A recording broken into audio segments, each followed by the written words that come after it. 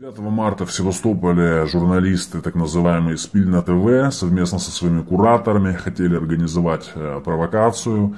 Привезли 100 человек украинскими флагами под памятник Тарасу Шевченко, но также взяли молодых людей, около 30, вооруженных ножами и газовыми баллончиками.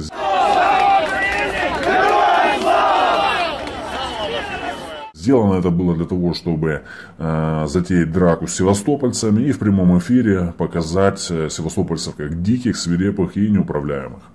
Севастопольский самооборонный отряд задержал агрессивных провокаторов, причем, заметьте, и пальцем не тронул мирных митингующих, хотя и завезенных.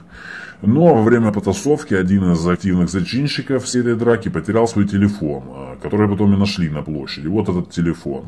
С него велась прямая трансляция этой провокационной акции, и вот сейчас начнется самое интересное. Как видим, телефон этот непростой, типичный рабочий инструмент. Учетная запись Android настроена на email spilna.tv@gmail.com. В телефонной книге номера, в том числе и иностранных кураторов этого проекта, и немецких граждан в частности. Вот сообщение от них, вот от некого немецкого гражданина, смс-ка. Учетная запись ВКонтакте на имя Лидии Гужва или Гужва. Вот мы видим тут Skype, Facebook, Twitter. То есть телефон рабочий используется несколькими людьми для съемки таких действий. Вот в телефонной книге номера других мобильных видеооператоров, так что в Крыму действует группа этих лиц. Последнюю неделю они путешествуют по Крыму, снимают провокационные акции возле украинских частей, которые, напомню, охраняют отряды крымской самообороны, для того, чтобы не допустить вывоза оружия из этих частей, чтобы его потом не использовали против крымчан незаконной власти, которые пришли сейчас в Киеве. А вот сейчас посмотрите видео, которое они снимали для себя в САКах, не для показа, о чем, собственно, они и говорят. Дальше без комментариев. Да. Снимает, да? Да. Ну, значит, несколько слов о вашей сакинской жизни. Дорогие друзья, сакинская жизнь наша заключалась в том, что мы сидели в квартире до сих пор. Сейчас, выйдя на улицу, я уже об этом жалею, потому что здесь такой симпатичный парк. И нам рассказывали, что тут есть случаи вывешивания украинских флагов. Мы все задокументируем, надеюсь. Ну или хотя бы один какой-то мы задокументируем и поедем домой. Ярик, ты поддержишь? Ленин! Сука.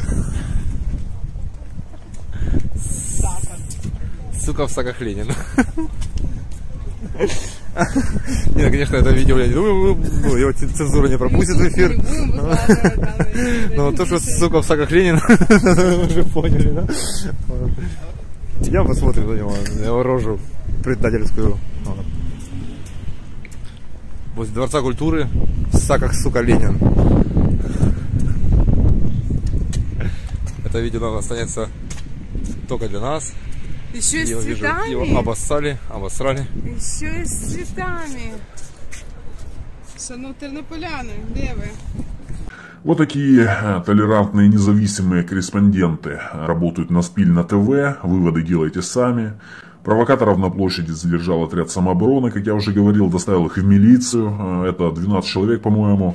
Остальные убежали, но их ищут, я думаю, найдут. В Севастополе, в принципе, таких героев узнает каждый в лицо.